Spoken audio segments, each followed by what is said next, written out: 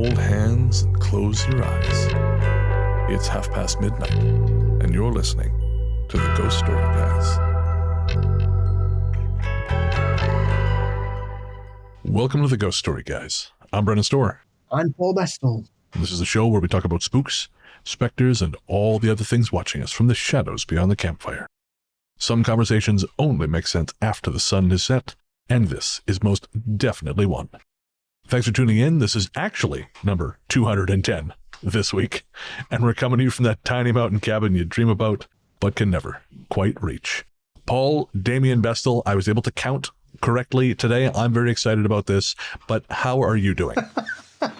Well, if you're happy you can count, I'm happy for you too, my friend. Well done. It's the little victories. Yes, I'm all right. Scared myself watching terrifying documentaries about things all week. So yeah, I'm pretty fine. Yeah, great. Yeah, you watched, it was Chaos and then The Octopus, both on Netflix. Yeah. Yeah, and folks, if you're a patron or if you're thinking about becoming a patron, we actually did a big conversation about both those documentaries in our bonus conversation, which is a really, again, I mean, the bonus conversations are always interesting, but this one was particularly good. Yes. So, I'm all right. I've managed to get through that and not started papering over my windows and checking for bugs everywhere. I'm all right so far. I don't think the CIA have got to me yet. They got their own problems right now. But yes, so aside from existential terror, you're doing well. Yes, I am. Yes. And especially on such a monumentous anniversary as today is. Oh, what is the anniversary of today? Happy Phoenix Lights Day. Of course. Man, is it? I feel like I remember we talked about this a year ago. I can't believe it's been a year already. Yeah, 28 years. Goddamn. Since Kurt Russell communed with aliens. I have two things I thought I'd tell you about. Ooh. One is funny and the other one's kind of spooky and interesting. Uh-huh. So the funny one is, as I've mentioned to you, and I just talked about again on a Patron thing. I've gone through a bunch of acupuncture the last 6 weeks. So I've gone, 6 sessions, basically, one a week. And after my last one, the acupuncturist, she said, no, you're done. You don't have to come anymore. She said, everything else that you're kind of dealing with, she said, go buy a massage gun and you'll be fine. So I hadn't done it. Money's been a little bit tight because I'm going back to Victoria next week. So, but finally I thought I'll go do this. I paid for the fucking six weeks of acupuncture. I may as well just go finish it up and get the massage gun. So I went to Canadian Tire. And I had to get someone to get it from the back for me. So now this man is walking because they have to walk you to the front with it. They can't give it to you because of problems with theft. So me and this dude who with exactly my same hairdo, but about 20 years older, are walking to the front. He's got this thing, which it just looks like a sex toy. It just looks like a sex toy. Here's your flashlight, Mr. Storr. Well, more or less. Yeah, anyways, it's a massage gun. If you like a Theragun or something, you guys know what I'm talking about. But I just couldn't. I felt so self-conscious walking up to the front with this thing, with it in this dude's arms, like me and my pervert machine are being escorted to the door. And so we get up to the counter, and there's this lovely white-haired lady ringing me through, and she just gives me this no, man, no, it's not that. I swear it's not that. It's just okay, never mind. But, and now I got to say too, having used it, I hope no one puts this anywhere near their genitals because it's going to box those bastards black and blue is what it's going to do. These things do not fuck around. But anyway, so that's my amusing, oh God, this is my life story. But then I actually had something a little bit of a spooky coincidence happen. So last night, I was on my balcony enjoying a pre-roll Donair Kush joint from a place here in town I quite like that has some lovely fresh strains that you don't get in most places in Ontario. So I was smoking this joint and I was listening to a Hammerson Peters video on encounters with little people in Canada. Yeah. So Memagwezi, things like this. Scared the shit out of me. So, and I'm just getting progressively more stoned. And as Hammerson Peters with his wonderful, much more Canadian than I am accent, he's telling me about all these firsthand encounters from some of his subscribers who have seen these, had meetings with some of the Memagwezi. And they specifically mention a part of Victoria that not only that I know, East Souk Park, but is a place that the very first time I went there, now you know me, I'm not a creature of the outdoors in any way, shape, or form, but one of my friends years ago was dating this woman who loved the outdoors, which consequently meant if we wanted to hang out with them, we also had to go do outdoorsy shit. So one day we all went to East Souk Park and we hiked. And I subconsciously, I think she hated me because she goes, oh, hey, I brought snacks. And the snacks was a colossal bag of almonds. And if there's anything I'm more allergic to than almonds, I don't know what it is. So anyways, the thing is, I found myself besotted by this park. Besotted. I could not get enough of it, to the point that the next day I drove back there by myself to hike, which I have never done any other time anywhere else. Because again, the outside sucks. There's no coffee and there's no booze. Unless you bring your own, and it's a whole thing. Yeah. So I went out there and I was hooked on this place. I just loved being there. And as folks, if you've been listening to the show for a while, you know, if Bren is like really hooked on a place, it means something fucked up is happening there. And so, yeah, this fella, this story that Hammerson Peters was telling was about a fella who had a pretty chilling encounter with a series of little creatures who seemed to be sort of going after a horse in a barn, or not going after, that's a more sinister, but they were scoping out this horse in a barn in East Souk. And so the whole time I was like, oh shit, okay. So finally I paused it because I thought I'll listen to the rest tomorrow. But then this morning I got an alert on Blue Sky from our listener Cash. And Cash says, listening back to Ghost Story Guys number 119, and surprised to hear Paul describe seeing gnomes as a 4-year-old. The same happened to me at that age, although my gnomes appeared very real in 3D. I recall them being on the ceiling, though my mom says I pointed in the dark and empty playroom across from the couch when I was laying sick with a high fever. My mom was so creeped out by me describing them dancing around a mushroom and other various gnome activities, she took me to the doctor. To understand the significance of this, it may help to know that I nearly died from appendicitis not long after this, because both of my parents, being descended from many generations of farmers, were of the wait and see how you feel in the morning school to approaching illness. It's just a flesh wound. That's it. Walk it off. Rub some dirt on it. You're fine. Come back here. I'll bite your legs off, you bastard. And Cash continues, this happened in a 100-year-old farmhouse built by a German immigrant as a young man. The house was still in his family, and my Danish immigrant dad got the accommodations as compensation for managing the farm supply business that had been built on in more recent years. These weren't even the strangest things that happened in the 14 years I spent growing up there, but those gnomes are my most vivid, earliest memory from childhood. And so I just can't get over the timing of that I just listened to this video last night, and this morning, Cash happened to come across this episode and have this memory of theirs brought back. All right, well, on this episode, we're not telling stories of encounters with little people. Although, again, I really recommend that Hammerson Peters video. Paul put me on Hammerson Peters, and I've been listening to a bunch of his stuff, really digging it. But no, we're not talking about that, although we do have a story in this one about what sounds a little like a black-eyed kids encounter, although they don't actually have black eyes. But it is unnerving all the same. So we have a real great collection of stories. I think you folks are really going to love it. But before we tell those, we have to thank our patrons. This one's for the patrons. Patrons, we could not do what we do without you. So thank you. Thank you, thank you. For real, guys. Every single person who downloads the Ghost Story Guys, you help make us who we are. We couldn't be who we are without everyone who downloads us. It's just that's how things work. But people who support the show financially, you allow us to do this at the level we do, and for that we are deeply, deeply grateful. And while we'd like to thank every single patron, right now we're going to thank our latest ones. They are Esther Scannell, Melissa Madden, Linda Smith, and Jason Parker. Thank you so much for your generous financial support of this show. Again, it just really, we couldn't do it without you. And I understand, economic times are uncertain right now. That's, Yeah, it's a whole thing.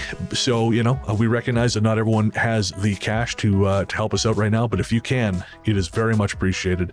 And all new patrons will be thanked here. And if you sign up on Apple Podcasts or YouTube, if you shoot us a message, shoot us an email with your confirmation, we'll make sure to thank you in this section as well. We don't get the notifications the same way, but we would still very much want to thank you. We've got about, 100-ish folks over there on Apple Podcasts. And again, you guys, your support is just as valuable to us. It means the world.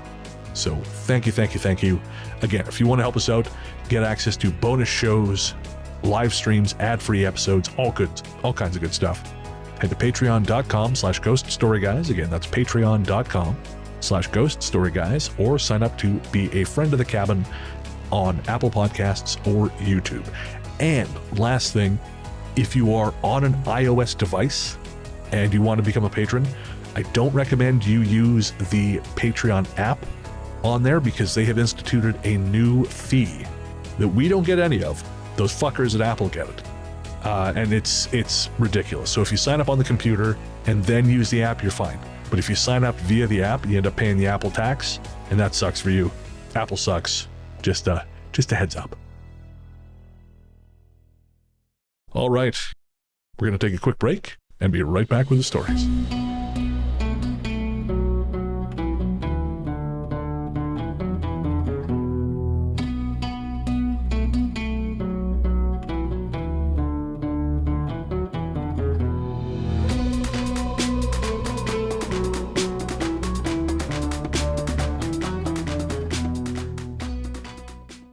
Snap.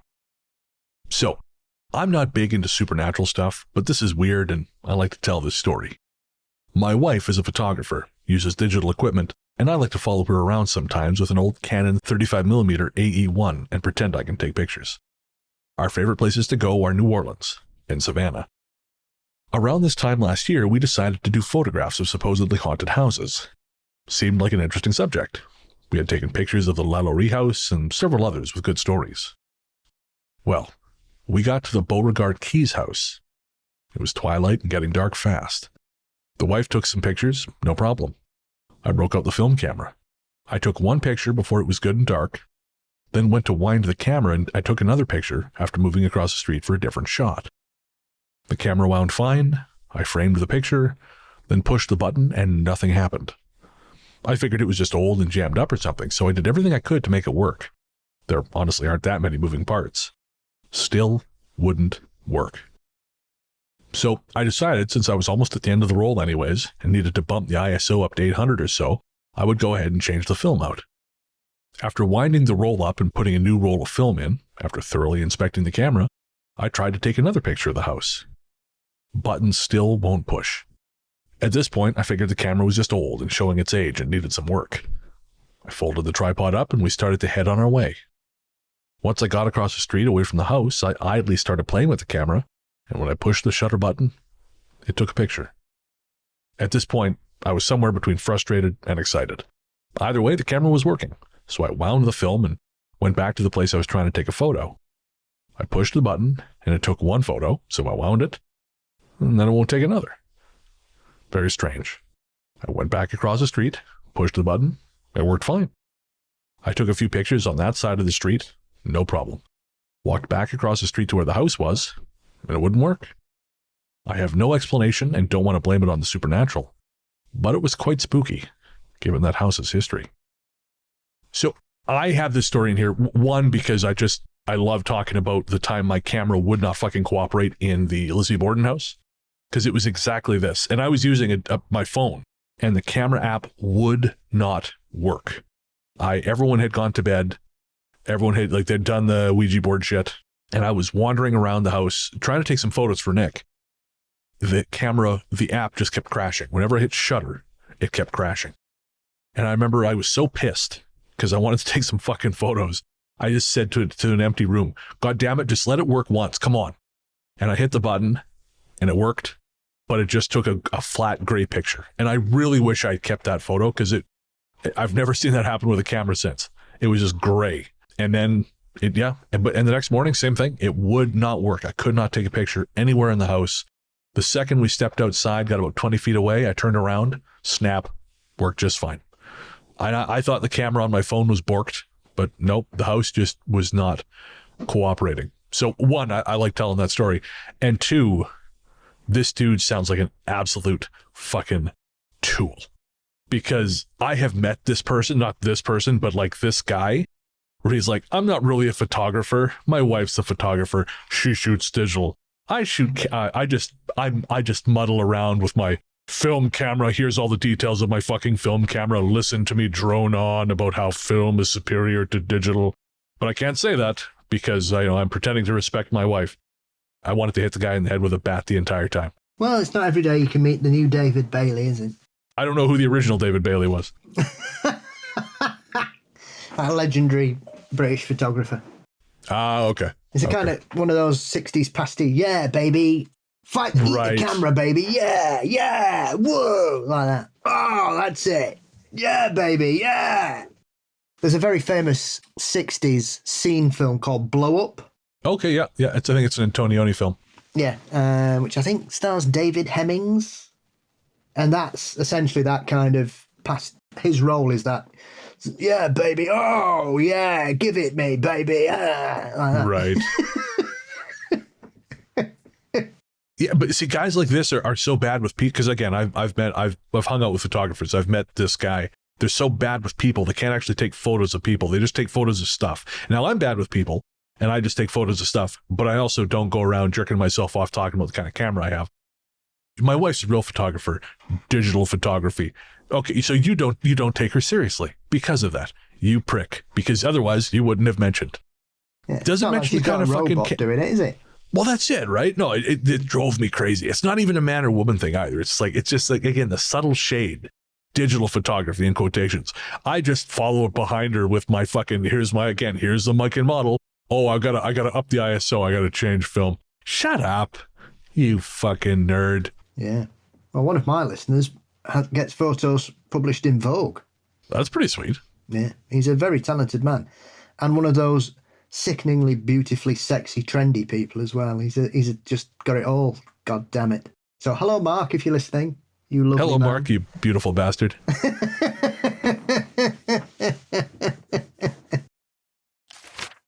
Psychokinesis. When I was a senior in high school, I usually drove myself the 20 miles to school. One clear morning as I pulled up to the stop sign that marked the intersection of the township road and the then little used 2-lane highway into town, I looked down to check the time, and out of the corner of my eye, suddenly a white blur sped past in front of me, quickly followed by the sound of screeching tyres and crunching metal.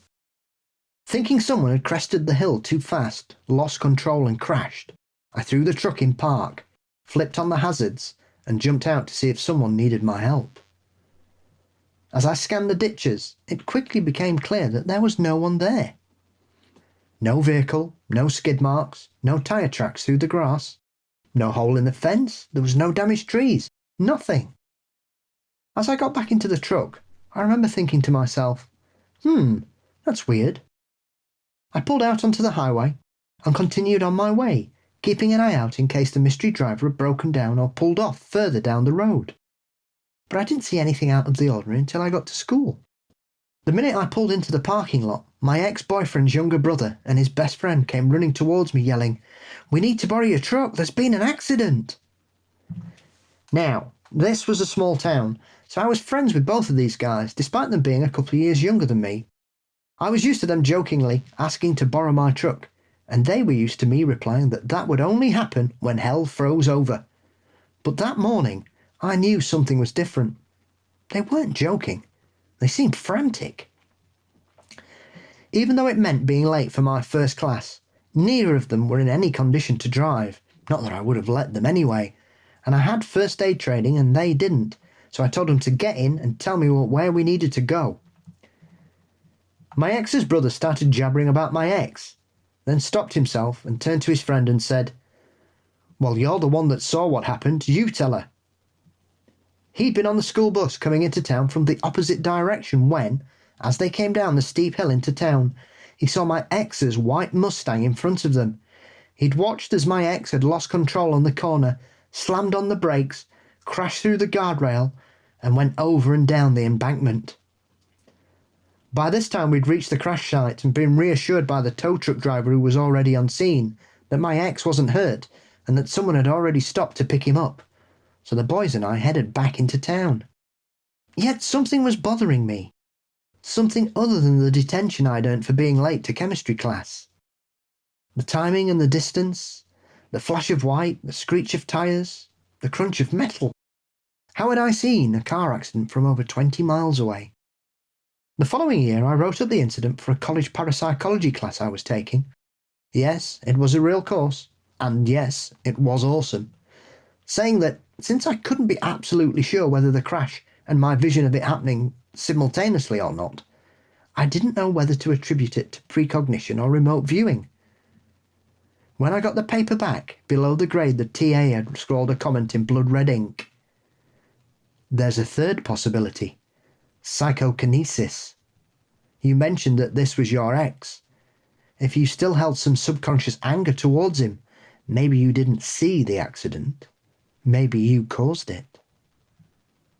I hope he was wrong. Fuck you, buddy. Yeah, cheers, pal. Right? Jesus Christ. Maybe, just maybe, you have psychic powers, but only for murder and only based on vague subconscious urges. Yeah, guess whose favourite films Carrie, teacher?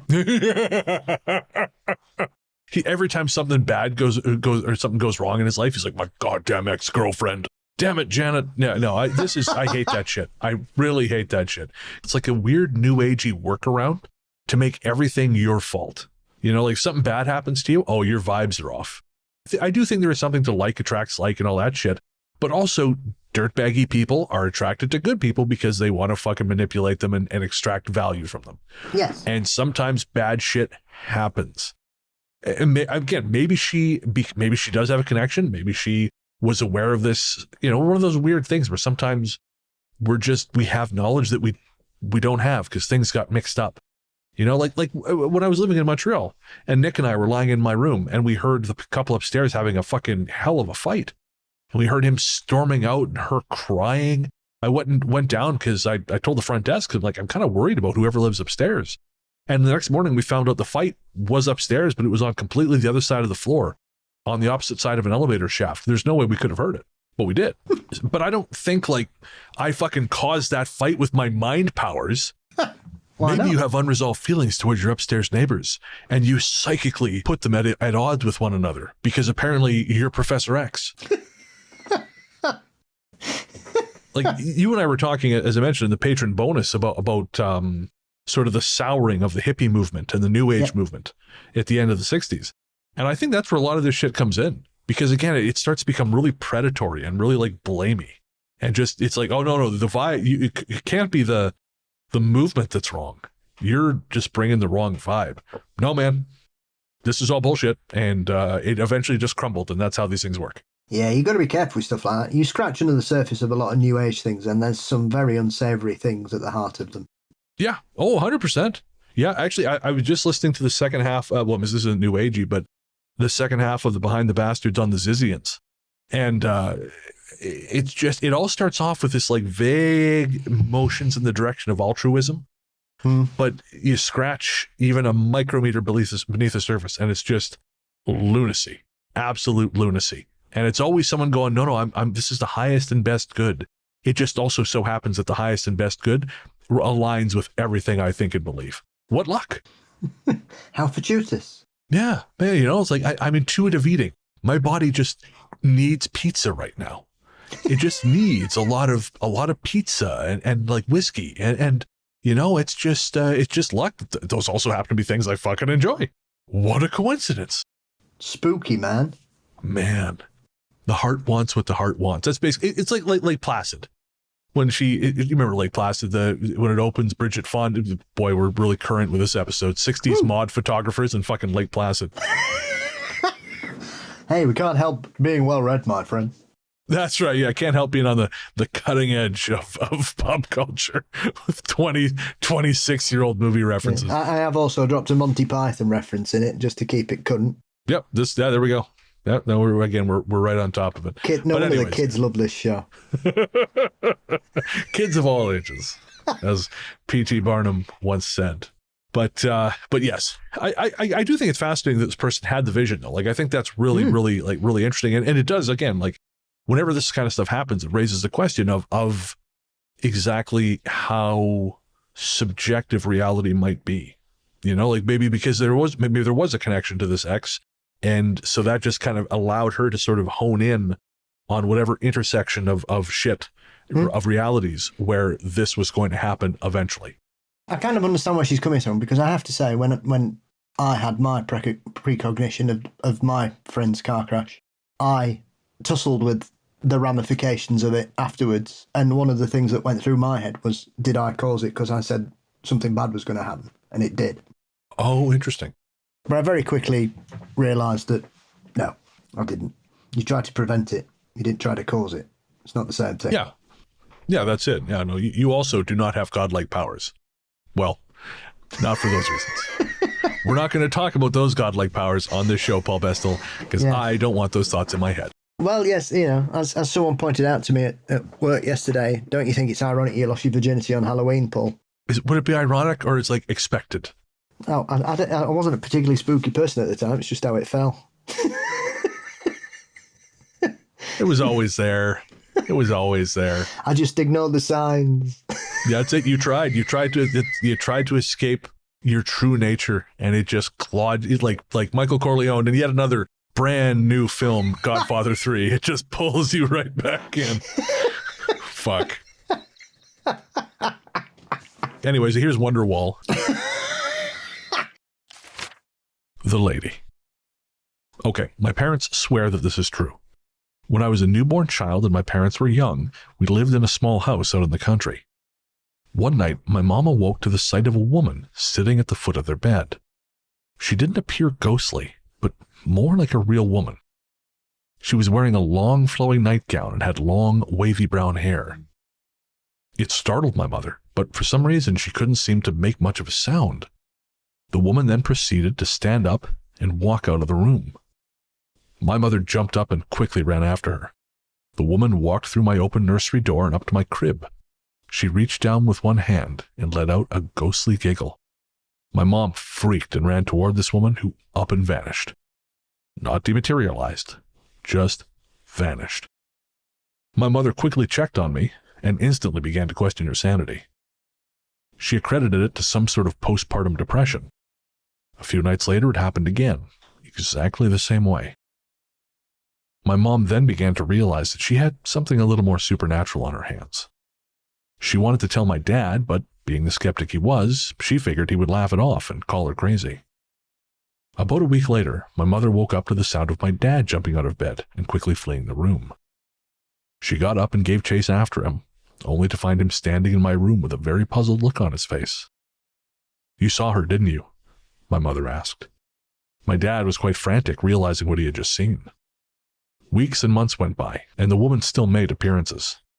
My parents had long ago come to the conclusion that this woman had no intent of harming anyone, but seemed to have a connection to me, as if she was a woman who had once lost a child and just loved spending the nights watching me sleep.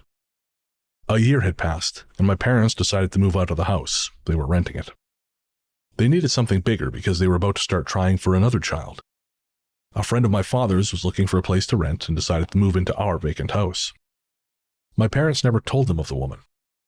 One night, the man awoke to the woman in his bedroom, standing there looking very confused and very sad.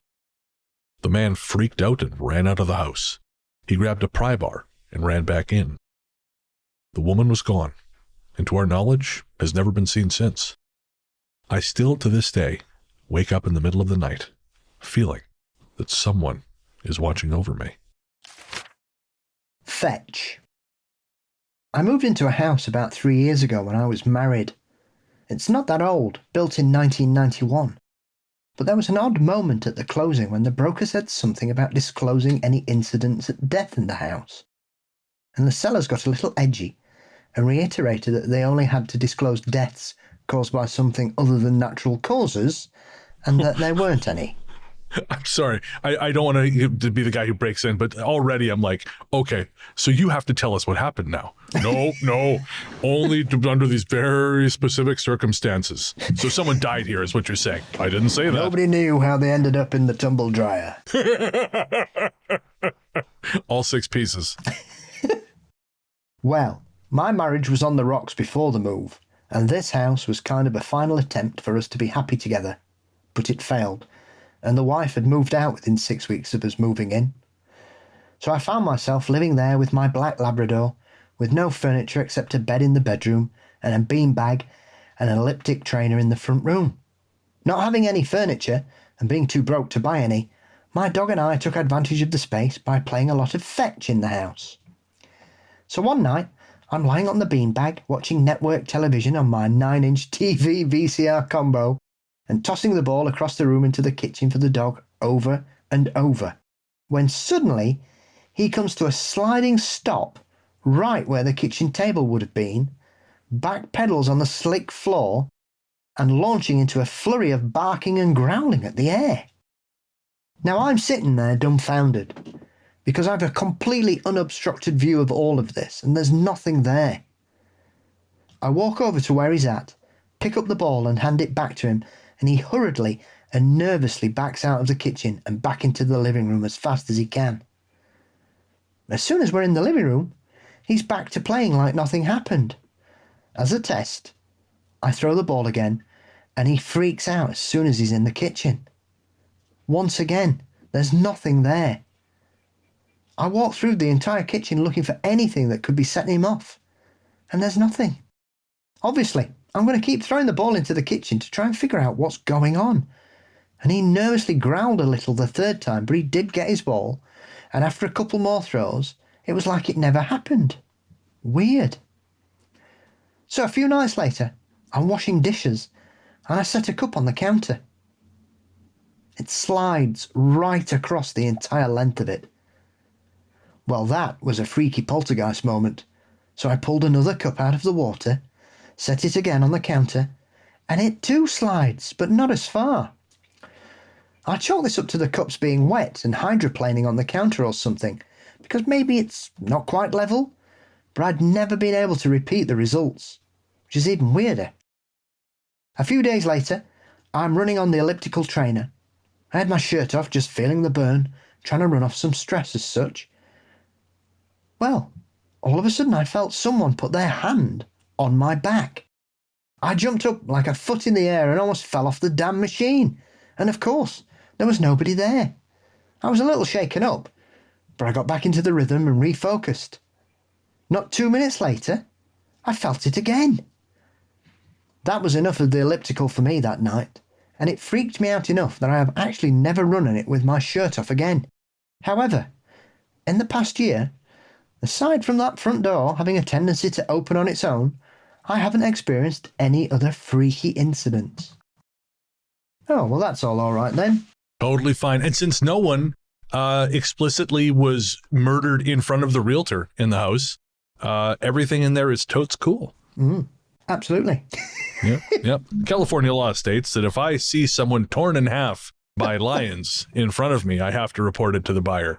But if they're torn in half by any other animal or just savaged by some transient serial killer, I get to just bury them under the floorboards and peace out with my 13% or whatever the fuck they get. I know it's not 13. I can't remember what I paid my realtor anymore. It was a long time ago. I'm poor now. I don't have house money. I once did. Yeah, so you won't know anything about it until you start hearing the beating of a heart at 1 a.m. every night. Tear up the planks. Everything's cool here. Nothing to see here. No, it's certainly not the beating of anyone's hideous heart. This raven just watches from the window. That's fucked up. Yeah, well, that seems like a fairly friendly spirit, doesn't it?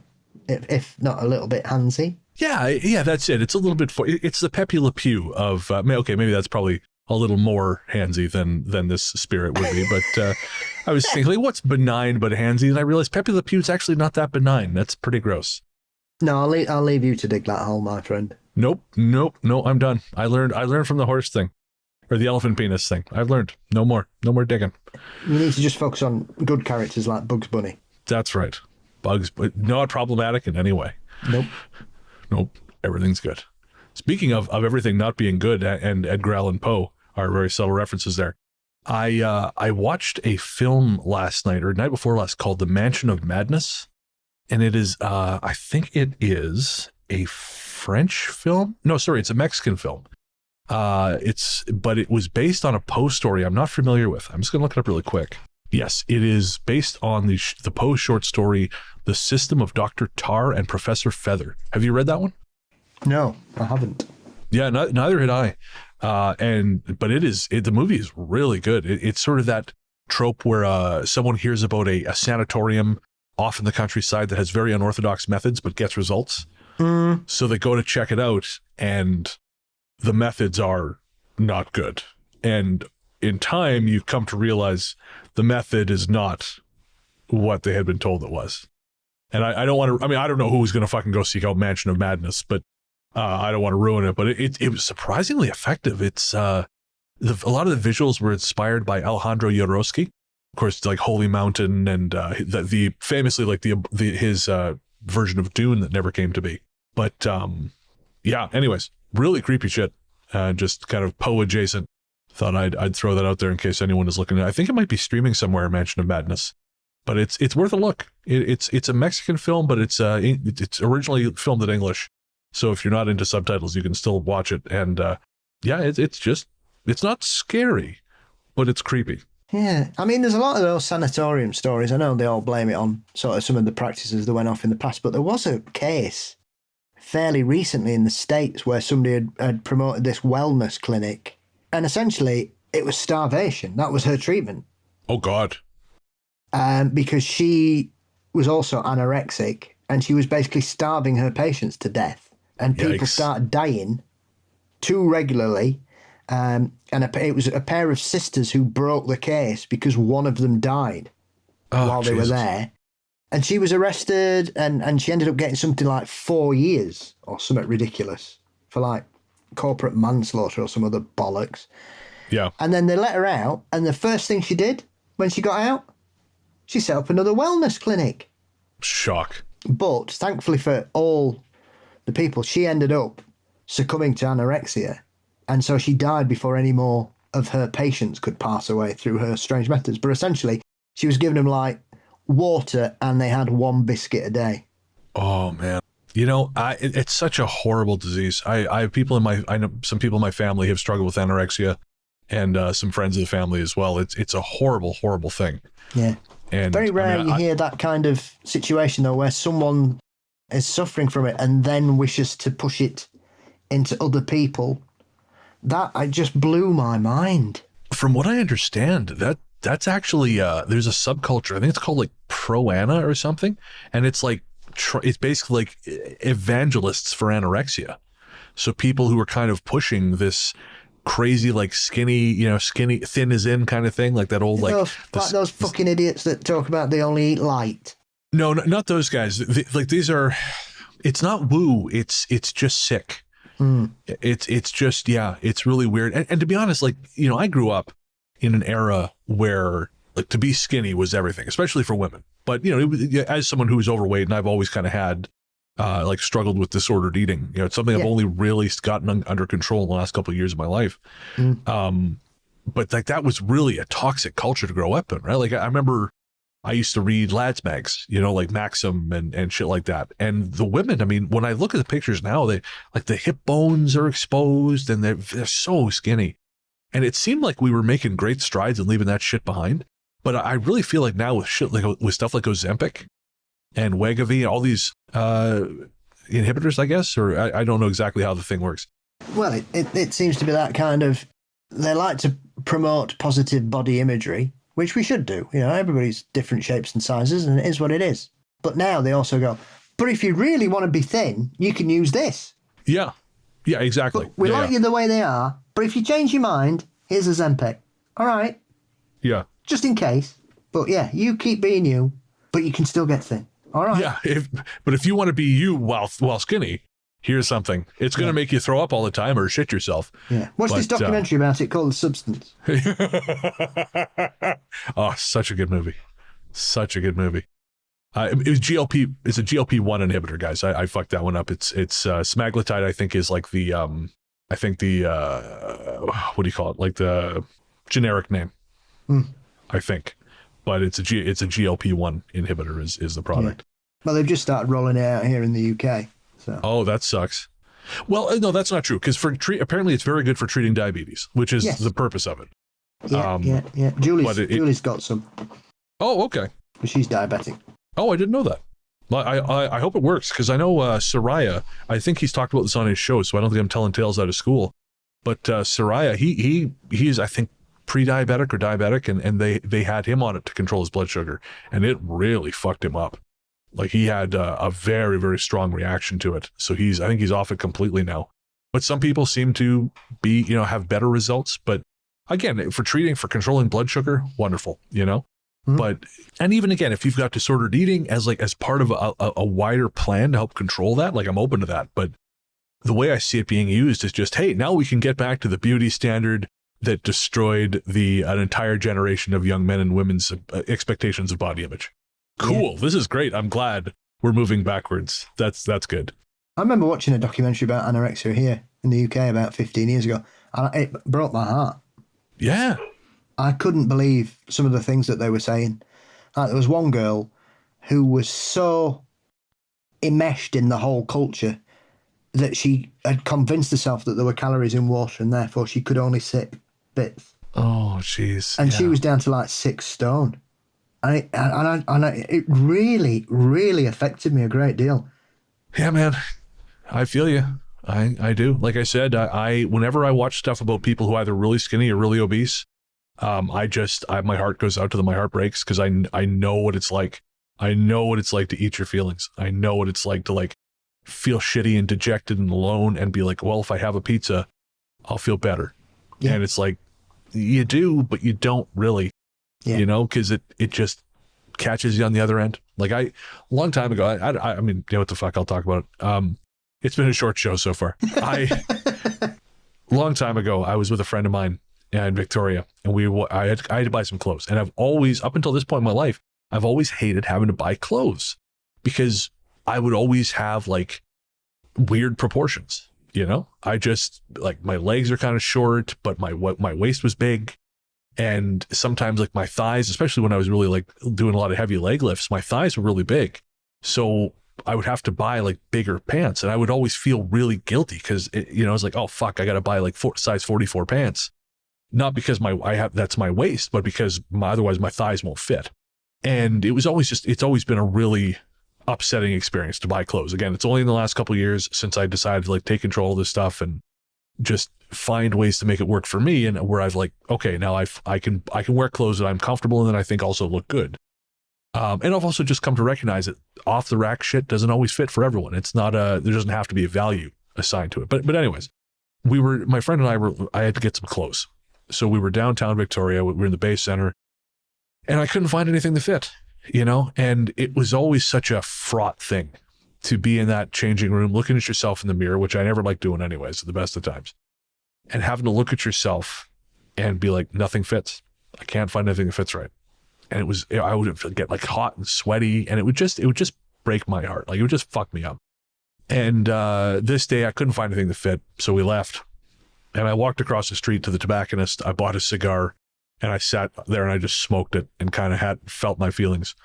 And my friend, he said to me, and this was sort of I was at the point where I was taking more control of it than I had before. Not to the degree I did in Montreal, but I was still taking control of it a little bit, at least. And my friend said, man, he said, I admire you. He said, if whenever that happens to me, he's like, I just go downstairs to Earl's and I eat a huge plate of pasta. And the thing is, I get it. I get it because that's what I used to do. Again, I feel like shit. I'm going to eat something. I'll feel better. But then there's the guilt. You have the guilt afterwards and you feel like shit about it. And again, then so it's a whole cycle. And I'm so sympathetic to people who suffer at either extreme end of that, because it's a spectrum, and it's heartbreaking no matter how you cut it. Absolutely. Two sides of the same coin. Yeah. And if, you know, folks, if you're dealing with disordered eating, like, I know I can't make it go away, but you don't have to feel bad about it. It's not your fault. It's a complex series of triggers, and it's just, yeah, it's difficult. It's difficult. Don't try not to beat yourself up. No matter whether you're on the anorexia side of it or the obesity side of it, don't beat yourself up. You know, it's hard. It's not like just stop. It's not that easy. It's not about just stop. Just stop is not a real thing. No doubt people in your family, people in your life are going to tell you, well, just stop. I know I have to be very vague, but when someone in my family was a long time ago struggling with anorexia, they were just told, well, just get over it. Just stop. And there's not a single fucking illness that works like that. I wish there were. Put yourself together. Yeah, exactly. Yeah, bootstrap it, you know? Nothing fucking works like that. And so, yeah, if you're dealing with that, there is help, and there are ways to fix it. Again, I'm proof of this. I'm not like super skinny or whatever, but I'm in the best shape of my life. And it was like I had to make a series of choices and little choices that added up over time. You know, it's not something you can undo quickly. It's a really hard process. It's not a linear process. You know, sometimes I'll eat a whole fucking pizza and I'll be like, well, I just ate a whole pizza. Okay, that's fine. And I'm just not going to do it again tomorrow. I'm not going to beat myself up about it. And be like, yeah, that's fine. One day where my calorie intake is high does not invalidate every other day. Doesn't mean shit about me as a person. Yeah, it's true. I mean, it's when I see a sharing bag of crisps, I read the word for Paul. 100%. I can't buy it. I can't buy it. Yep. I'm not sharing these fuckers. Fuck that. Sharing with me and my belly. Yeah, man. That's it. I had to learn. Like, I have to shop for my, like, you have to shop for what you eat. You know, so like there's a shop here called Farm Boy, and they used to sell these pita chips, these salted pita chips, and I just had to accept a whole container of them was about 550 calories. And I had to accept that when I bought the box, I would eat the box. That's just how it would go down. I just like have to build that into my day, because if I'm going to buy one, I'm just going to eat the fucker. If I'm going to open it, I'm going to eat it. And that's fine, but just know you're going to do that. And if you don't think it's a good idea to eat a whole box, just don't buy them today.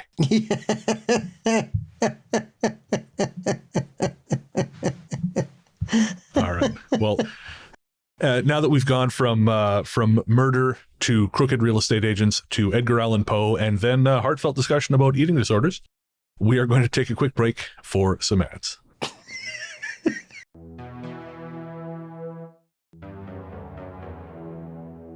Let us in. At the time this happened, best guess is July 2005, I was renting a house on the northwest corner of two dead-end streets in a small, quiet subdivision on the outskirts of a small rural town in southern Illinois. I was awakened by a knock on my front door just before noon. I was working the night shift at the time and had only slept about 4 hours. When I opened the door and could see again, blindingly bright day compared to the dark interior of a house rigged for daytime sleep, there was a young girl I would guess was around 9 years old. I quickly glanced around before opening the screen door and didn't see any adults or waiting cars, which I thought was odd considering her age. I braced myself to buy a $30 cheesecake or some such to help out the local school or Girl Scouts or whoever. Instead, she asked if they could come inside to call their mom to pick them up. It was at this point I realized that not only was she not alone, but she was holding hands with someone I had somehow overlooked. Standing to my left beside the door was a young boy who appeared to be about 3 to 5 years of age. I immediately did a double take on him and greatly regretted not grabbing my glasses before coming to the door. His entire eyeball, in both eyes, was black. It's worth noting at this point that I'm very nearsighted, but could read a book without my glasses to just past arm's length. Sadly, not anymore. Still, wanting a closer look and not having awakened enough to care that I was invading his personal space, I leaned towards him until my face was about 1.5 feet away from his, the distance I normally read a book from. I just barely stopped myself from saying, "The fuck is wrong with your eyes?" Just awake enough to care he was too young to say that to, when he blinked and I noticed he was wearing contacts. Even though the entire contact was dark, you could see the curvature change around the iris from the way the light reflected off it, and it floated down as contacts do when you blink. At this point, I figured he had some kind of medical condition that required these contacts, and bringing it up given his age would be rude and or make him feel self-conscious. So I stood back up and went on as if I'd noticed nothing. As a single guy in his mid-30s, there was no way I was letting 2 kids into my house. I've read too many legal horror stories to even consider that. I told them to wait right there and I'd get my phone. I picked up my cell and my glasses and I went back to the door. I opened my flip phone and handed it to her, and she looked at it from the top, then turned it over and looked at the bottom, inspecting it as if she had either never seen one or considered it useless. She did this in a way so similar to a routine my friend used to do right before he threw whatever it was over his shoulder that I was sure she was about to throw my phone. I said, "No, wait," a little too excitedly, and in a more toned-down manner offered to dial my phone for her if she didn't know how to use it. She flashed a slightly annoyed look that said, "How would that help?" and asked if they could come in and use the phone. So, obviously, this was starting to get weird. I explained to her that I didn't have a landline. The truth, so even if I let them inside, which was not going to happen, she'd still have to use my cell phone. Without missing a beat, she asked, "Well, can we at least come in out of the weather?" I leaned out a little so I could see more of the sky from under the roof. From what I could see, there wasn't a cloud in the sky, and the temperature felt like it was in the mid-70s. A laugh and, "What weather?" snuck out before my sleepy brain ran it through a politeness and age-appropriateness filter. Unperturbed, she lightly gestured with her left arm back behind her. I said, "No." It's about this time my mind really engages and alarm bells start going off in my head. These kids aren't acting like kids. They're talking to a 6-foot-tall, 300-pound strange man built like John Goodman, and the little boy hasn't hid or acted nervous in the least. In fact, all he did the entire time was look right at me, like a kid from Children of the Corn. When I leaned over to the little boy, he hadn't moved at all. And when I leaned out to see more sky, the girl didn't move at all. For her part, the only emotion I'd seen or heard from her thus far was mild annoyance. No body language from either kid showed discomfort, nervousness, anxiety, or any emotion you'd expect from 2 little kids alone with a big tall stranger. In fact, their entire demeanor was surprisingly devoid of any emotion or energy. Sounding a little desperate and annoyed, but looking unemotional, she said, "Can we just come in?" I immediately retorted, "No." She said, "Please, mister, I am scared," looking and sounding distraught for a moment. But she never looked scared. Not at all. The way she said this immediately struck me as funny. In fact, I thought about it, and she had not used a contraction in anything she'd said. Very unkid-like in my experience. And if I have read anything with a contraction, that is me, that's not the text, that's just my brain skipping over things. Back to the story. Thinking about it later, everything about this kid said that she was older than she looked. Once this thought occurred to me, another thing jumped out at me, and I looked them over good. She was wearing a light-colored flowery sundress. He was wearing a button-down shirt, pants, and a backpack. Neither one had on anything that had SpongeBob or Hello Kitty or any other kid iconography on it, nor did the clothes look like what the Amish people I'd occasionally seen at the local market wear. At this point, I don't know what to do or think. I know she wants in my house really badly, but can't or won't say why. I know she's not scared in the least. Looking back, her body language and tone seemed to be saying, "This is my last best option, and I really don't like my next option, even though it is manageable." And the little boy was completely quiet, still and emotionless, just staring at me. They still seemed reluctant to leave, so I offered to call their parents for them and wait outside with them until their parents arrived. She said no, so I offered to call the cops with the intent to make the same wait outside offer, but she cut me off with a more emphatic and slightly concerned no. Continuing to speak progressively more rapidly and annoyed, I said, "Okay, ambulance then." "No." "Child Protective Services?" Or I might have said social services. "No." She gave me a look that said, "You're not helping." And I gave her body language that said, "What do you expect? You're not giving me anything to work with." For a second or two, I could tell she considered telling me the truth, but instead asked, "Can we just come in?" with a tone that acknowledged the likely futility of asking. I said no, in a definite and fully annoyed tone, and they both walked hand in hand off my porch and a third of the way out of my front yard before they paused, and she looked back to see if I had changed my mind. I suggested they try my next-door neighbor, Nice, friendly family with multiple kids, and the father is a church leader, and pointed at the house. They turned back around and continued trudging directly away from me, not in the direction I pointed. I closed the door, but watched through the Venetian blinds to see where they went. They went out in the middle of the street and looked in all directions, but went nowhere. I did a search on my computer for a medical condition that would need all black contacts, and for the contacts themselves, while periodically peeking out at the kids in a way I didn't think they would see. But there was 2 times I would swear she turned and looked right at me. They stayed out in the road for 10, maybe 15 minutes, then left between times I checked on them. Before anyone asks, I am certain I didn't dream this. I've had lucid dreams before, but never confuse them with reality after I was awake, and usually I'll eventually realize I'm dreaming and take control of the dream. I didn't know there was a phenomenon, or for lack of a better word, related to this until I read a Halloween story about black-eyed kids sometime between 3 months to 2 years later. Now, having read several BEK stories, I would say that my encounter, if it counts, since I'm sure I saw contacts and only one kid had them, differed in that I never felt the overwhelming dread or fear usually described.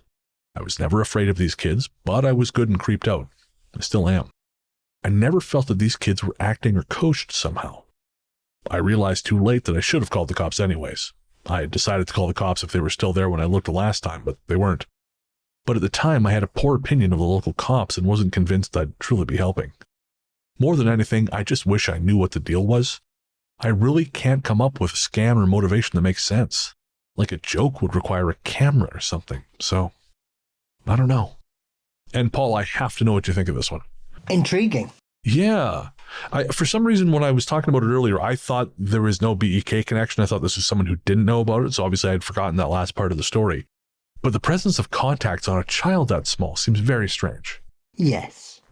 Highly unusual. Yeah, but I'm particularly given the time, like 2005, I had just started wearing contacts. And, they were not easy to get used to putting in. And I was 22. I mean, they were certainly around here in the late 90s, early noughties. I remember an amusing incident in a pub once where someone had basically got cat-sized contacts in. Okay. And he thought he was cool as fuck till he fell downstairs. That'll do it. Because he couldn't see a bloody thing. There's a lesson there. Yeah. Wanted to look like he was a member of the Prodigy and ended up requiring hospital treatment because he's really hurt his leg. Fafo. Yep. No, that's it. Isn't there a story, was it the original Star Trek film? One of the characters had to wear contacts that made his eyes look strange, and apparently it was like the pain was almost blinding every time he had to put them in. Because it was the 60s and technology was basically, rub this asbestos in your eye. Worked on The Wizard of Oz? Be fine. That's it. We nearly killed Buddy Epson. We'll nearly kill you too. It's a fine tradition. Come on, join in. Well, That's it. The snow in The Wizard of Oz is asbestos. Oh, of course. I forgot about that. Yeah, I was thinking about the guy, Buddy Epson, who originally played the Tin Man. He had to stop playing the role because the paint nearly killed him. Yeah, well, this is what happens when you paint people with metal. Crazy. Who knew your body needed to sweat, eh? Human body is a marvel. Jesus Christ. Yeah, I don't know. I'm kind of fascinated by this one. Like, it's weird. It doesn't feel ominous the way some of these do, but it feels peculiar. And I don't know. I mean, I will say over the last year or so, I've become a little more suspicious of BEK stories just because I feel like so many of them feel like bullshit. But 2005, it would be I don't know. It's just, because the Bethel story was what, 98? Or something like that, when Brian Bethel had his first encounter with them? I think when you have an encounter with children that are acting extremely peculiar, I think it elevates the sensation of weirdness because we're so used to adults being odd. But when a kid starts acting a bit strange, like they described, they were children, but they weren't dressed like children because most kids have logos everywhere. They're all into something. They all have a fashion style or whatever. But I don't know. Yeah, I don't know. Like I said, the Bethel encounter was, I think, late 90s. And I mean, I was on the internet in 2005, and I don't remember hearing about them, which is not to say that is universal, that no one would have heard about them, because obviously some people were talking about them. But I don't know. it just seems like a weird thing for kids of that era, like children of that era, to be engaging with. Because like what I remember of that period, I don't think kids were as online as they are now. No, nowhere near. Yeah. I mean, Nowhere again, like, near. again, I was 22, so I wasn't exactly up on what the kids were doing. Because I didn't have any fucking kids. Like, it's insane to think that as a 22-year-old I could have children, which I guess, well, not me, because, you know, I'm like, I was like the anti-sex, but, you know, a human being my age could have theoretically had kids by that point. Yeah, I mean, it just wasn't something that kids really had access to. I mean, most places in the UK were still on dial-up till the mid-noughties. Right. You know, getting half a meg broadband was like, whoa, look at you, you're from the future. Yeah. Yeah, I don't know. It's such a peculiar story. But there's something about Illinois that really, I don't know, for some reason stories are always catch my interest, and I don't know why, because I haven't spent much time there. But I found this other story that I thought was kind of interesting. It's from UFO Clearinghouse. Are you familiar with him? I am. I'm aware of this story as well. Oh, you are? Oh, fantastic. Okay. I am. Happened in Alpin, didn't it? And where? Alpin in Illinois. Alsip. That's it. Yeah. It was a couple. Chicago. Yeah. Do you want to tell the story? Actually, if you know it, it'd be a bit much better. I will, yeah, if you want me to, yeah, no problem. Please, yeah. So this report was submitted by an older couple who work as an over-the-road team for a trucking company in Alsip, Illinois. They'd both been driving together for over 15 years and have been married for over 27. The gentleman was at the wheel of the truck when the encounter occurred, and his wife was in the passenger seat. I spoke to both of them at the same time at a local restaurant near the truck yard in Alsip. Both agreed to have their story submitted, but asked that their names be kept confidential due to the nature of their work and the fact that they did not want someone from their company, which was also based in the same place, to find out about their sighting. And the initial report is as follows. We were on our way to park our truck at the yard after being on the road for 2 weeks. As we approached the railroad track crossing, we noticed something standing in the middle of the road and thought it was a homeless person walking along the tracks. We popped on the high-intensity lights, and to our surprise, it was not a homeless person at all. This thing looked like a large owl, as in that it looked like it had feathers and a flat, rounded face with large eyes that reflected the LED lights on our truck. This thing appeared to lunge at us whilst trying to cover its eyes with its left arm. The name, redacted by request, pulled on the air horn, and the thing turned its back on us and then took a couple of steps before it took off into the air and flew off into the night. We were left sitting there in complete shock as we watched it disappear into the night. After a minute or two of looking around to see if the damn thing would come back around, we continued into the yard. We parked our truck and walked towards the car, and as we were almost at the car, we heard what sounded like a scream, followed by another, and then silence. We hustled our tails to the car and left for home. Strange one, isn't it? It is, yeah. Do you have any additional information? I remember this occurring. I think the first time I saw this was on Tobias Whalen's Singular Fortean. That's where I found it. Yeah, about 5 years ago. But I think the report dates from sort of the early noughties, I think. Right. That's what I was thinking, yeah, around the same time as this Black-Eyed Kid story.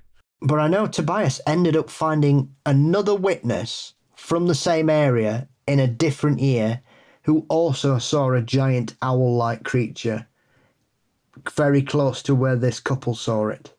Interesting. So there was I found, because there was a new encounter on Tobias' site from a couple of weeks ago. Mm-hmm. That's right. I found the link to this, but the source of that of the story in the new one was someone I don't know that I consider them all that reliable.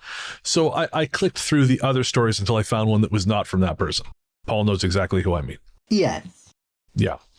But so I sort of assumed that all the other stories were also from the land of fables and bullshit. But obviously, as you say, Tobias found someone who actually had seen it. Yeah, absolutely.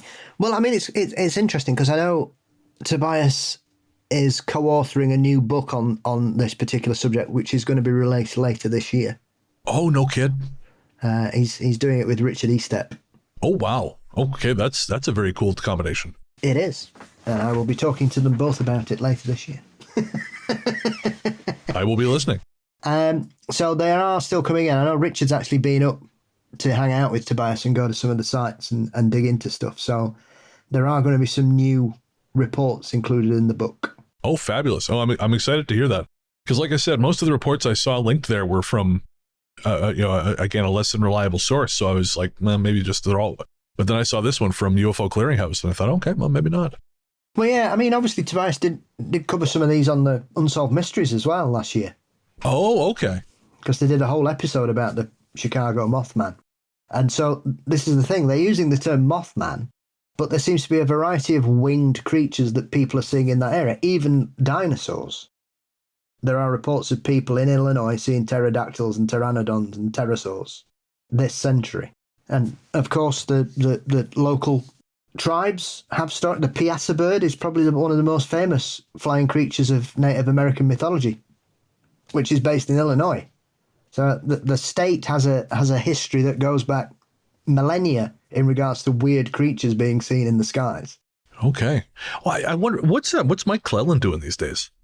Because some of the stuff he wrote about, like I wasn't on board with everything Mike said, but he did have some really compelling stuff about these sort of like owl-like creatures, but much larger than they should have been. I'm not sure what he's done for a while, actually. Let me have to see if he's... Give me a sec. Yeah, so he's not released anything new in regards to strange owls and things for 5 years. And that last book was co-authored with Whitley Strieber. Oh, interesting.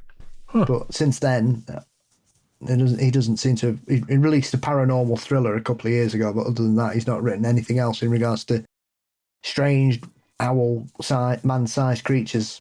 Oh, fascinating. So I wonder why that is. Or maybe he just sort of reached the natural end of that line of inquiry. Maybe they've warned him off. Well, I mean, anything is possible. To be fair, out of all the states, Illinois is not the one I would not be surprised to hear strange flying creature encounters. Really. Okay. Yeah, I'd be surprised if they start coming in from somewhere like I don't know, Nebraska or or Iowa. But yeah, Illinois, they've been around for yonks, like I say. And because people use the term Mothman, I think people miss the nuance of the sightings, because when you drill down into it, the Mothman is just a catch-all. Basically, it's a variety of winged creatures. So when you start picking into each story, you'll begin to see that people are seeing human-sized owls, human-sized bats, human-sized birds. That's fascinating, because again, when I heard the Chicago Mothman, my assumption was that it was just because again, I think the Mothman was a very specific thing to Point Pleasant at that time and place. Mm-hmm. So when I heard about Chicago Mothman, and again, some of the people involved, I kind of rolled my eyes. But hearing that there was other that this was like just catch-all term, that's much more interesting. Yeah, it is. But like you said, because people just go, oh yeah, whatever. But you've got to, as with anything, when the media get hold of everything, they don't use the nuance. They don't use the clarifications. They just use a buzz term. Yeah. And that's all it is to them. So it is what it is. So often you've got to actually get to the report and go in there fresh rather with your preconceived ideas, because the vast majority of these Chicago Mothman sightings don't look anything like Mothman. Right. Interesting. Okay. I'm gonna have to look into that again, because I had clearly discounted it too soon. Yeah, there's some really freaky ones in Tobias's book. Okay, well, I will have to check it out. Rustling. When I was in high school, one summer our house in Denver was being renovated. They gutted the whole place and no one could live there during the renovation, so we rented a house in Leadville for the summer. It was a cool place, but nothing much to do, so I rode my bike every day in the mountains. But anyhow, the house we rented was about 1 block away from the cemetery. And the cemetery there is creepy for a number of reasons. First, it's the only one there, so anyone who's died in Leadville ever is buried there, including all the miners from the 1860s. The newer parts are divided by religion: Catholics, Protestants, Jews, and a kids section, which is creepy by itself. But then there's also the old cemetery. This old section is where all the poor miners were buried in the 1800s and is not taken care of. All of the graves have collapsed. leaving 5 foot by 1 foot indentations in the ground about 6 to 8 inches deep. This section of the cemetery has no grass. A forest of pine trees has overtaken it, leaving the ground loose with mountain dirt, pine needles and worn wooden grave markers, which are all about 150 years old. When we first moved up there, we visited the cemetery during the day and it was sufficiently creepy. But my mum, being the weirdo drunk that she is, wanted to go at night. She had been reading about ghost sightings and orb photographs in the cemetery. I was in high school and with my pubescent bravado said I'd go with her late at night, packing cameras and flashlights galore. So we went there about 11 o'clock one night and I'd got my Sony and Pentax SLRs, and this is before digital cameras were widespread, a few flashlights and a few rolls of film. Now as soon as we passed through the gate, my Sony camera, which I had been using on a daily basis for about 2 years with no problem, would not snap a photo at all. The shutter wouldn't work. The film was loaded, the shutter was set, and when I pressed the shutter release, it didn't. I was pissed my camera was broken, but we kept moving through the cemetery, and as we walked past the newer parts, I was using the Pentax to take photos of what seemed like nothing, and I was sure I was wasting my film. Then we started to hear a faint rustling sound coming from the old cemetery. I thought I told my mum it was just a bird, but I was terrified that it might be a bear or a cougar. My mum, of course, thought it was something else and wanted to get closer. We walked towards that area of the cemetery, and as we got closer, the rustling was not rustling at all. It was whispers. It wasn't the wind in the trees or needles on the ground, but the sound of people whispering. We could make out the different voices. My mum wanted to stop and listen, with which I was more than happy to do. We weren't quite at the older part yet, which was about 20 feet outside of the trees. And while I couldn't make out what they were saying, I could most assuredly tell that it was whispers. I was setting up my tripod. We heard a snap, and looked to the right and saw 2 human legs, glowing a light blue, running through the trees with a tattered dress-looking thing hanging around the knees. "Oh, fuck," I yelled, and I grabbed my tripod in one hand and my mum's hand in the other and booked it out of the graveyard, screaming the entire way. I don't believe in ghosts, and I still think it could have been my brothers or the altitude playing tricks on us or something. My mum heard and saw everything I did, but she believes it. I just don't know what to make of it. The only thing that still bugs me about the whole thing was that as soon as we stepped out of the gates, the shutter on my Sony began to work again. Make of that what you will, but I still think it was someone playing a prank on us. But my mother is hell-bent on it being ghosts. Pulse. In February 2003, I was sleeping alone in my house. I had just gone to bed and was drifting between consciousness and sleep. At some point, I became aware of a very loud, low-pitched, cyclical rumble, almost exactly like a helicopter hovering overhead. And since the police helicopter is somewhat common in my neighborhood, I assumed that was it. But I opened my eyes, and the bedroom was engulfed in this blue glow.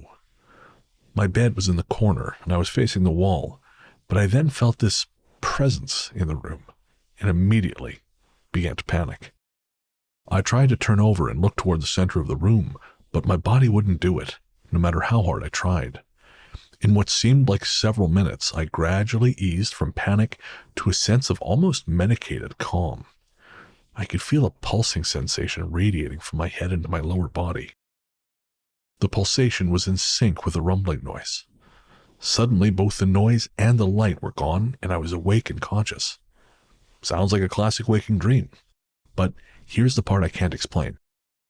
After waking up, I felt this overwhelming urge to check myself out, to make sure I was okay. I walked to the bathroom, turned on the light, and looked in the mirror. All of the veins in my chest and arms were dark blue. Not that faint blue color of veins that lie slightly beneath the skin, but dark blue, like blue jeans. It was almost like somebody had drawn them on me. I sort of panicked again and walked out of the bathroom. After a couple of minutes, I walked back in, and the color was still pronounced, but starting to fade. I drank a glass of water and watched my skin go back to normal. I really couldn't go back to sleep that night. And no shit, I couldn't go back to sleep that night. I would never sleep again. There's a lot of blue things happening here, isn't there? Yeah, I was thinking that. The story we just read, that you just read, that also had the blue lady there. Yeah, that's not what you want to see in a mirror, is it? My own fucking veins? No, it's a Dr. Manhattan-ass shit. Absolutely not. Holy Christ. I remember, do you remember, I think we were, this is after everything. You and I were working together at this point. When I took the microdose, the psilocybin microdose, but the company that I bought them from had sent me the wrong one.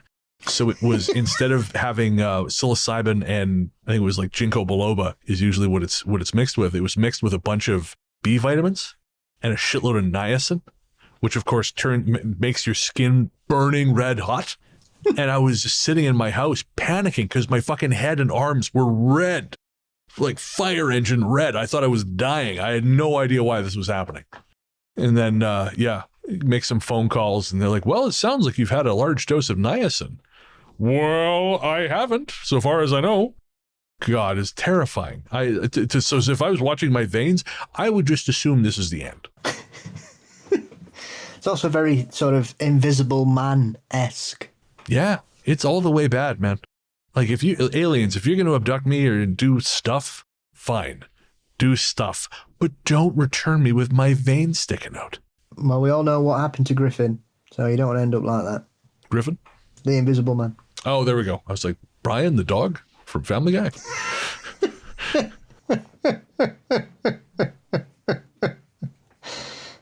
Yeah, you don't want to get beaten to death by a mob of angry villagers. I mean, actually, that's kind of how I want to go, but I understand why most people wouldn't be into that. I always want to be the center of attention, you know? Yeah, a bit like Griffin, yeah. Yeah. I wish I could be invisible sometimes, but that is not a superpower I possess. I love when people are afraid to get on the elevator with me in my building because everything going on right now and I'm bald. Actually, I had a homeless guy he tried to start a fight with me a couple days ago when I was downtown walking by shouting anti-American slurs at me. Now, folks, remember, I live in Canada. I'm not sure. So it just really made me question my aesthetic. Apparently, I'm going to have to finally get that T-shirt made that says I'm not a fascist. I'm just bald.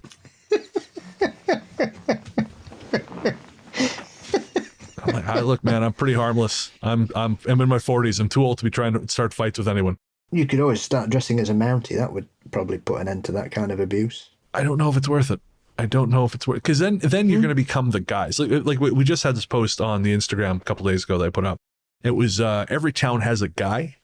You know, the guy who you everyone knows him, you know, like Revelstoke, we had Harrison who rolls around town on a bicycle that's got a piano keyboard on it, or Milkshake Harry who walked around in trash bags, you know, and I would just be, that's the Mountie. That's a London, Ontario Mountie. He wanders around in red serge all day looking like Deadpool.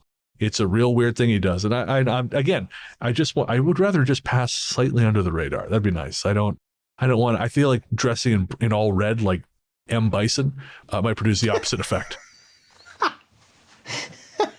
Yeah, there's too many guys in Sheffield. You've got an army of weird people wandering about. I think Sheffield's like their home planet. They're all they're all kind of like Zeist in Highlander 2. We're getting all the modern references today. They're just exiled from Zeist, from Sheffield. I was in a chain of successful pastry makers here in the United Kingdom. And as I was there buying my sausage roll for a little lunchtime snack, they started playing a shoplifting announcement over the tannoy. And obviously, despite the fact I was at the counter paying with my card, I therefore thought, hang on, do they think I've nicked something? Oh, yeah, 100%. Clearly, I thought that this message was turned to me. So I turned around, and as I turned around, there was a person next to the sandwiches, and he just picked 3 up, stuck them in his pockets, 2 bags of crisps, and he just walked out the shop. Yeah. And I thought, well, what is this it then? If you see somebody shoplifting, you just go, press the tannoy. Shoplifting is an offence. Stop that. Eat recycled food. Work. It's good for the environment and okay for you. I was just like, what? What is happening? Funny enough, when I was being escorted to the counter with my pervert machine, it was because theft has risen so much here that in London specifically, that like everything's like all the electronics are locked up, especially in this sort of the south end, which is where this place was. It's the north end's a little better, but yeah, it's crazy. Apparently, shoplifting is just nuts here. Like I was same here, same all over UK. Oh, there you go. Okay, yeah. So it's just an everywhere thing, but the economy's doing great. So yeah, I can't think what the problems are. Nah. People just got to pull themselves up by their bootstraps. That's what it is. Yeah, they need to get over it. Just get over systemic poverty. Just do it again. Buy a lottery ticket. You haven't done it. You're not trying hard enough. Exactly. Yeah. Poverty is a moral. It's a moral judgment by God. That's what it is. We're kidding, by the way. I had nothing until I inherited my father's fortune, and if I can do it, so can you. That's right. With a simple loan of $1 million from my father, or $300,000, I will start my business in my garage, and enslave half the world. Absolutely. I skipped Starbucks and Netflix for 3 years, and was fortunate enough to then run a fraudulent cryptocurrency that netted me over £5 million. So if I can do it, you can too. That's right. Do you want to buy some NFTs? Ooh, those are nice looking apes. Got some Lehman Brothers checks if you want any. Ooh, tempting. I got some Briex stock for you. It's a Canadian deep cut. I've just bought some stock in this anti-aging tech lab out of Silicon Valley. The CEO seems like a really good woman. Anyone who wears a black turtleneck, it must be trustworthy. Anybody who has fish eyes in a human head should never be trusted. On the bright side, she did swindle Henry Kissinger, and I think, that's pretty cool. Yeah, probably the only mass murderer to ever win the Peace Prize. Exactly, which is why her swindling him, I'm like, all right, knock a couple years off her sentence, that's fine. I think she's out now. Anyways, folks, just in case there's someone out there who's completely lacking in irony, we're kidding. I feel like I shouldn't have to say this, but recent events have made me realize that not everyone out there is as good at parsing these things as I thought they were. So we're kidding. Except when Elizabeth Holmes fucking over Henry Kissinger. That's awesome.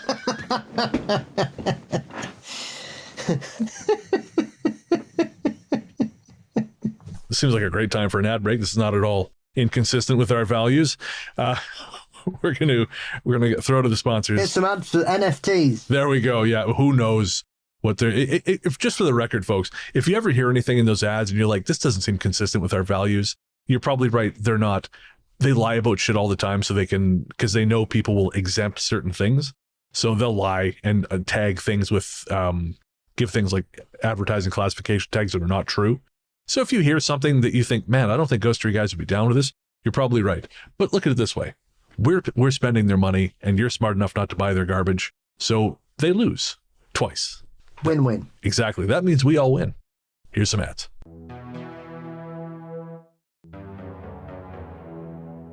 Just a heads up that this story involves some pretty graphic imagery, particularly involving a woman who is pregnant in a car accident.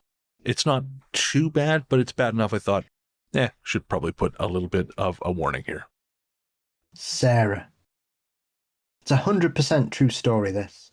It's not really scary, though it is to me. Just creepy. I knew this girl, Sarah, in middle and high school, who had moved out of town at the beginning of my sophomore year.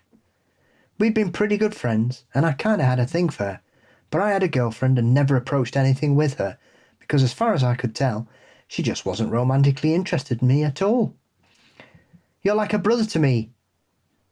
She was quiet, shy, and a bit mousy looking. We were really close, and it really makes me sad to think that it didn't go anywhere.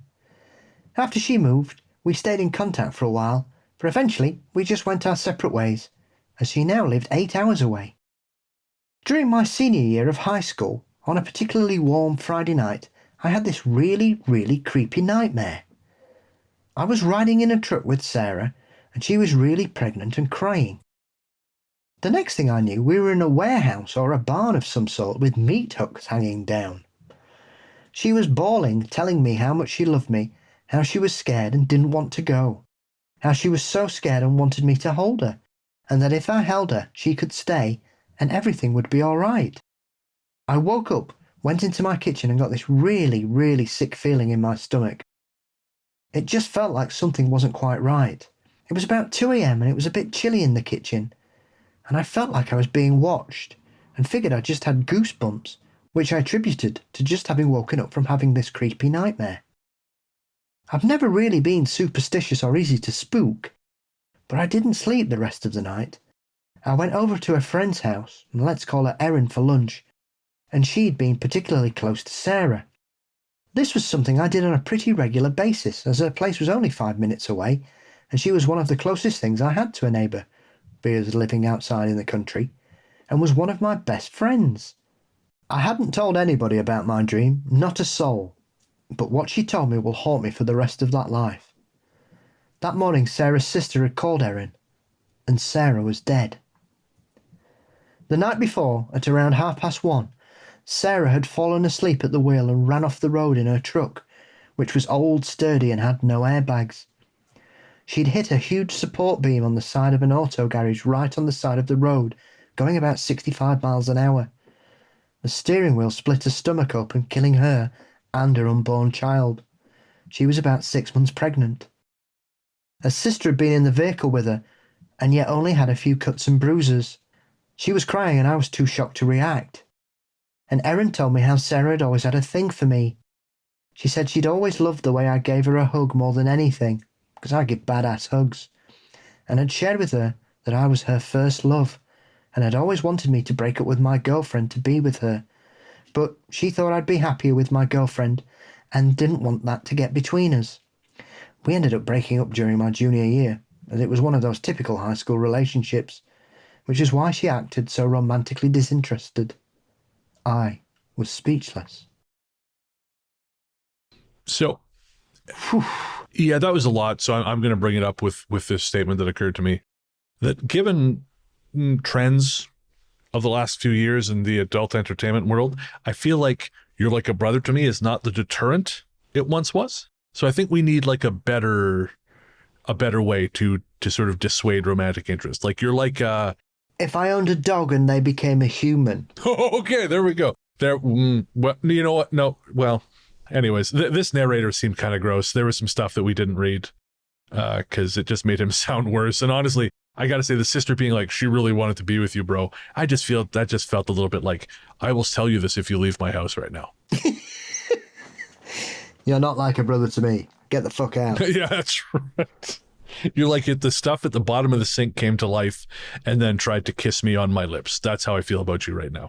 You there. Fuck off. Keep fucking off till you get to all the way over there. And when you get there, keep fucking off. Yeah, agreed. Yeah. Again, I'm probably going to put a content warning at the beginning of that one because it's some pretty heavy imagery. But yeah, the narrator, I don't know. This seems like the definition of an unreliable narrator. Like if... yeah. Chicks dig me. Yeah, exactly. Like Gone Girl, but if the thing that's gone is his mind. Women say if I didn't have halitosis, I'd be the best kisser in the world. That's right. Just because I wear Lynx deodorant doesn't make me unattractive. No, it's the things that make you unattractive that encouraged you to buy Lynx deodorant. You sad bastard. Lynx, and folks, if you guys don't know, Lynx is like Axe in the UK. And now, speaking of the mid-2000s, I remember when Axe became a thing. And, you know, like the ads were just terrible. Just terrible.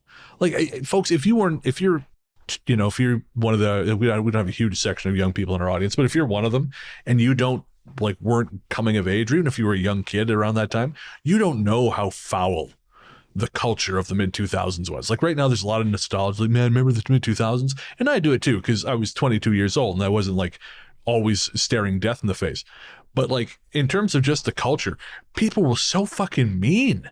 If you read like any old magazines from that time or any old gossip shit, they were horrible to women, horrible even to men. Really, they weren't great, but like women were particularly the subject of just some horrible shit. Here's a magazine article about how you can seduce a lesbian, random dudes. That I remember actually seeing that in Maxim, and even then I thought this seems damaging. This seems like a really bad idea. And, yeah, anyways, mid-2000s sucked. And Axe commercials were particularly bad. Times like this, I'm glad I was part of the MK Ultra project. Well, stop sleeping, sleeper agent. Go Winter Soldier some shit. Get some shit done.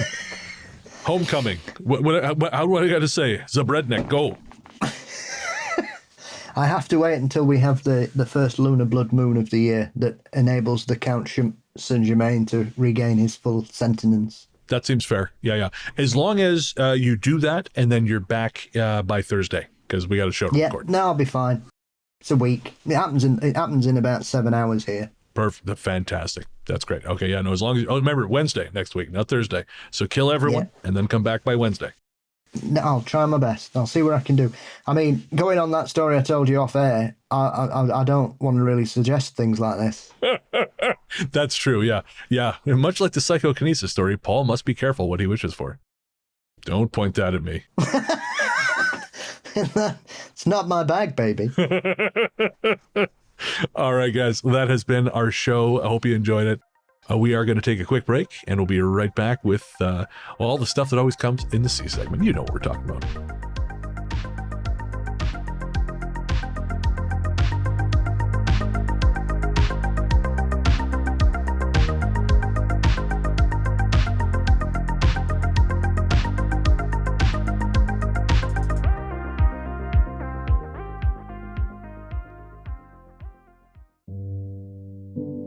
Hey there, listeners.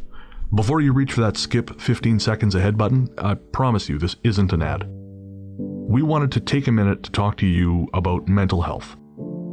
On this show, I've always tried to be as honest and open as possible about my struggles with depression and anxiety, because even though we've come a long way towards acknowledging the very real damage these things can do, there is still way too much lingering stigma about reaching out for help.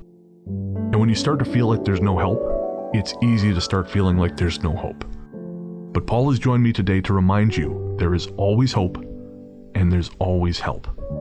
We're not going to try and talk you out of self-harming right now, because we know that's not how it works.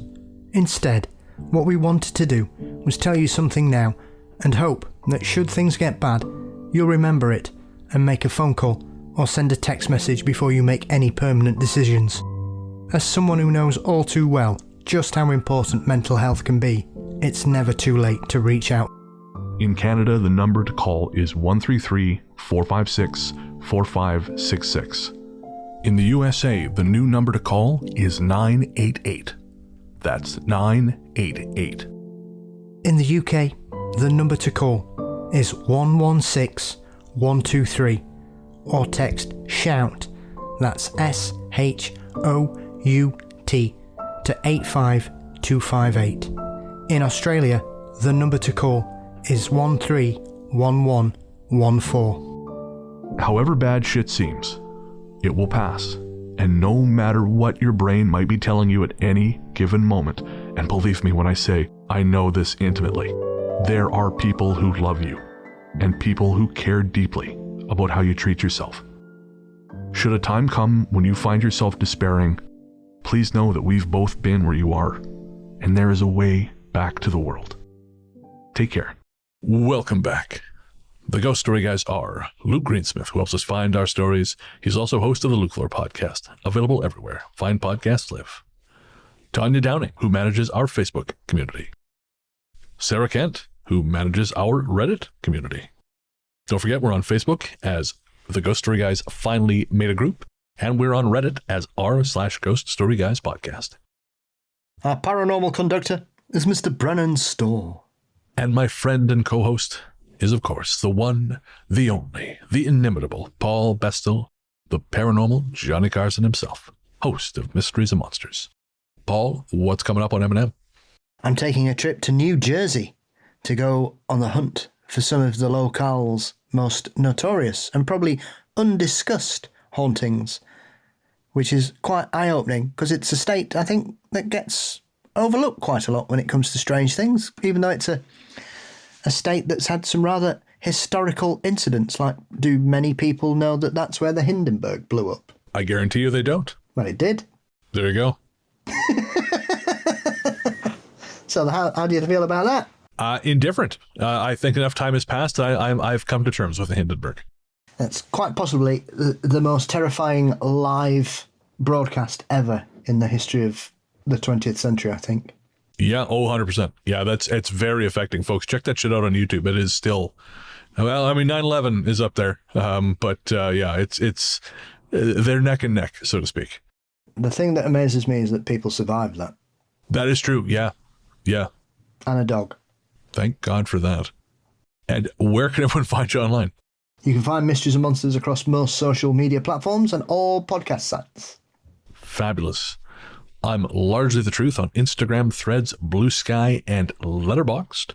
Although I'm trying to stay off social media because it is making me very angry these days. But I am still on those things. And you can listen to my horror fiction show, Fear Daily, everywhere fine podcasts live. Paul, any guest spots coming up? I've got a couple of interviews to come in the next couple of weeks, so I'll announce those when they come out. But I believe Jason Hewlett's new show is launching this weekend, so my appearance on that should be upcoming in the next 2 or 3 weeks. Very cool. I was just on the Paranormal Podcast with Brandon to talk about Fear Daily. I think that should be out sometime in the coming weeks as well. As always, keep an eye on the blog at ghoststoryguys.com, and you'll find links to all of our guest appearances.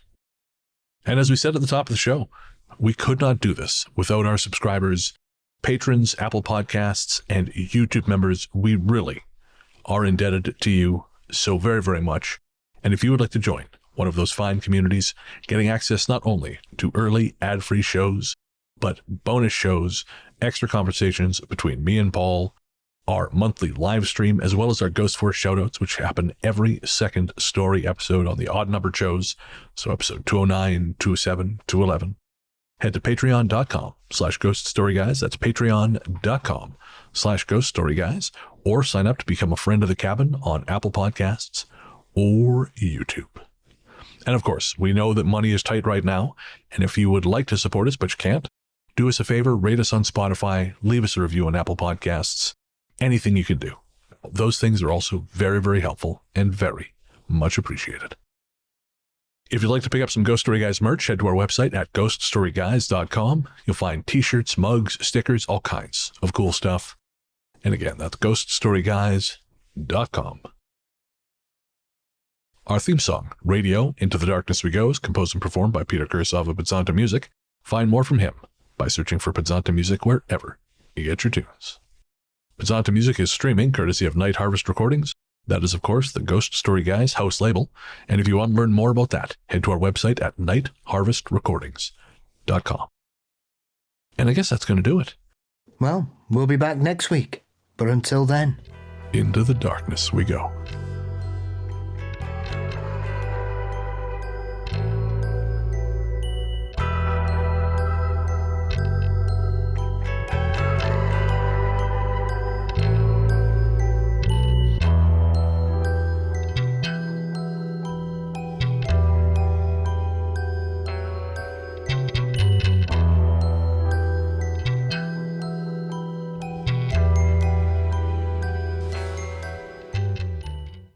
Chair's creaking like an old robot. just bear with me a second. One of the cats has decided he's woken up. Of course. Yeah, no problem. Sorry about that. No, it's all right. I got my pigeons, you got your cats. I've reached a point of equilibrium now where if I walk outside slowly, it doesn't scare them, so I can sit there and smoke my joints, and they're just like, they just kind of fucking look at me and then just look away. They don't give a shit anymore. I love it. My pigeon homies. Like, one sec. I got ducks, I think. Hang out with my friend Paul. Oh, we forgot to record a fucking show, right?